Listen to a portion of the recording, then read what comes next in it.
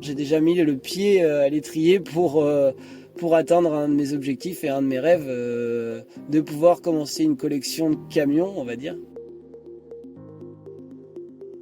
Au volant de vos camions, vous vivez des émotions fortes sur la route qui deviennent des souvenirs exceptionnels. Bienvenue dans Truck Story, les plus belles histoires vécues en camion et racontées par les conducteurs. Je suis Antoine, je suis à l'heure actuelle responsable de parc et chauffeur routier aussi au transport rail Track-Trans. Je suis de base mécano poids lourd. J'ai commencé mes études en étant mécano poids lourd, qui est ma passion depuis tendre enfance. À la base, je voulais être chauffeur routier quand j'étais petit. Les études n'étaient pas pour moi, donc du coup, je suis parti vers la branche plus apprentissage. Et j'ai toujours été très passionné des camions et surtout de la marque Volvo. Parce que les premiers camions dans lesquels je suis monté étant enfant, c'était Volvo, un F12.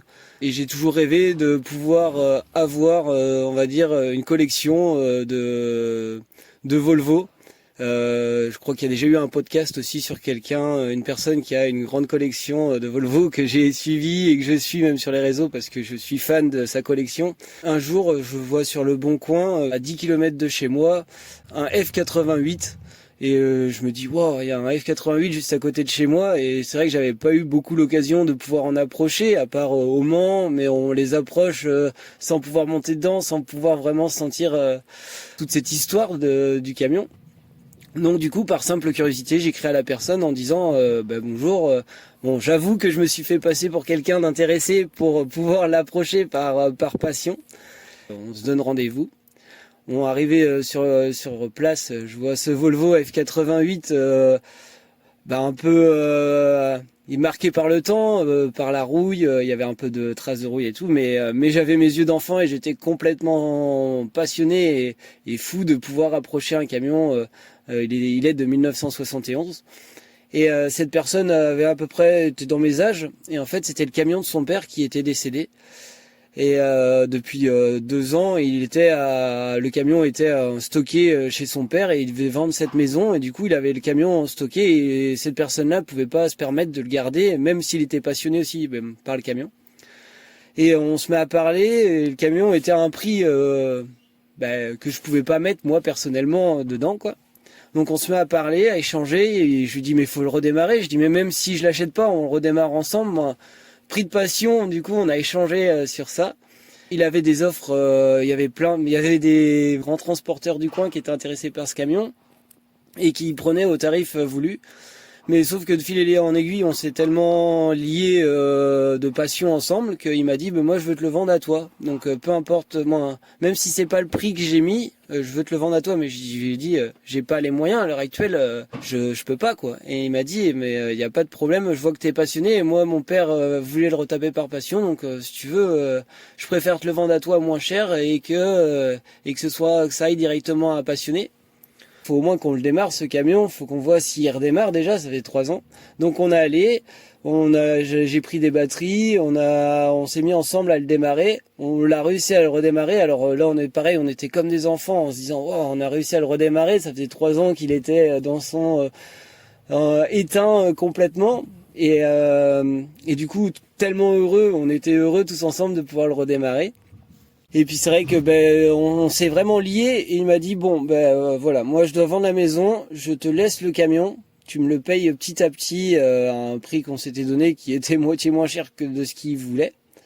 Et du coup j'ai dit moi ok, on part comme ça et petit à petit du coup dès que je pouvais je lui payais le camion. Et il m'a laissé prendre le camion et l'emmener chez moi, du coup pour pouvoir commencer à le retaper. Alors il a ouvert les portes à un rêve qui je pensais inatteignable en me disant c'était pas possible de pouvoir y arriver et tout ça. Et du coup j'étais pareil comme un enfant déjà, rien que de le remettre sur un porte-char pour le ramener chez moi. Moi j'ai la chance de travailler dans une entreprise de transport, du coup on fait du convoi exceptionnel.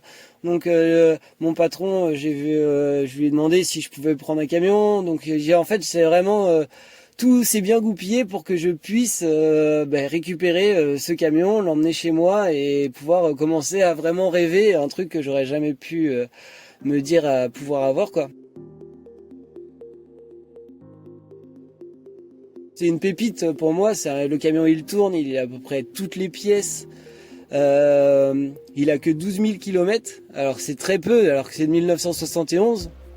Mais après, grâce au papier, au réseau aussi, il y a plein de gens il était connu un peu ce camion et j'ai pu avoir l'historique. Donc je sais que c'est un camion qui a été chez un primeur au tout début, c'est un primeur qui l'avait acheté. Et du coup, il faisait peu de bornes parce qu'il faisait vraiment que les champs où il récupérait ce qu'il avait récupéré à ramener chez lui pour stocker. Donc c'est un camion qui avait fait vraiment très peu de kilomètres. Et après, il a été vendu à des forains. Et les forains, en gros, ils prenaient juste leur machine, qui était dans des genres de Luna Park, pour ramener après stocker l'hiver chez eux. Et ce camion, il restait sur le bord de la route vers Nice, je crois. Tout le monde le voyait, mais en fait, il a pourri, entre guillemets, sur ce bord de route. Il a pris la rouille et tout ça.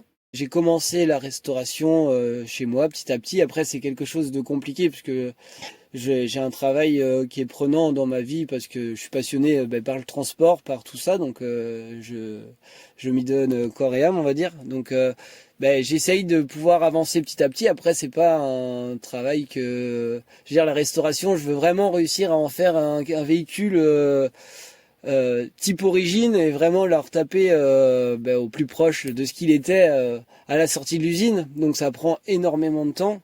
Même si c'est mécaniquement il tourne, j'ai déjà fait les vidanges, j'ai déjà fait les remises en route, un peu de tout. Et pour réussir à vraiment aboutir, c'est pas quelque chose qui va sortir, on va dire, dans 1 an ou 2 ans ou 3 ans parce que voilà, par faute de manque de temps. Mais j'ai déjà mis le pied à l'étrier pour atteindre un de mes objectifs et un de mes rêves, de pouvoir commencer une collection de camions, on va dire.